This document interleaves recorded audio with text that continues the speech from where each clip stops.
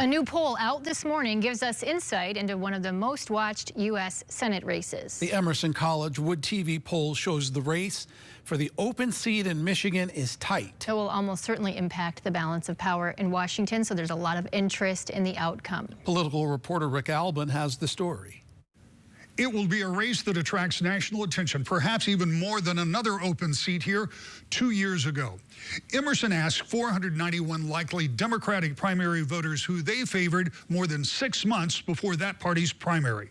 The results showed State Senator Mallory McMorrow picked by 22% of those asked. U.S. Congresswoman Haley Stevens was preferred by 17%, and former Wayne County Health Director and former candidate for Governor Abdul El-Sayed at 16%.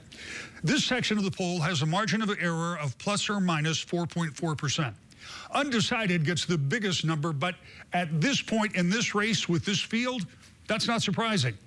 In results from another question in the poll, and not just likely Democratic voters, but this time 1,000 likely voters from all parties and points of view were asked if they had favorable or not favorable views of the candidates. And this time, they included Republican Mike Rogers. This part of the poll is plus or minus 3%. The candidates were all pretty evenly divided with their favorable and unfavorable numbers. Rogers underwater marginally, McMorrow almost twice as many favorables as not. El-Sayed again a little more unfavorable, and Stevens is almost even. But here's the important number. Unsure, never heard of them. Mike Rogers ran for Senate 2 years ago for another open seat. 70% of voters have formed an opinion, and it's pretty evenly split. Then you go to McMorrow, again, the leader in the poll for the Democratic primary. Fully 65% say they haven't formed an opinion. Many people may not be familiar with the second-term state senator from Royal Oak outside of her district, a district, by the way, that she shares with Birmingham's 11th District Congresswoman Haley Stevens, who 61% of the poll respondents said they didn't have an opinion of or hadn't heard of her.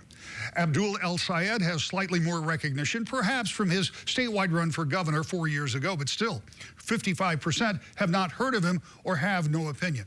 Finally, in the hypothetical head-to-head in the November election at plus or minus 3%, it shows Stevens-Rogers 47-42 Stevens. 5-point spread, 11% undecided. McMorrow-Rogers 46-43 McMorrow. 3-point spread, 12% undecided. And finally, El-Sayed-Rogers 43 all, 15% undecided. The Emerson College WOOD TV poll was conducted Saturday and Sunday.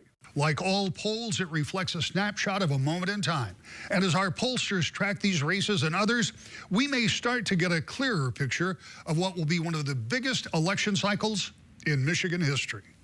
I'm political reporter Rick Albin.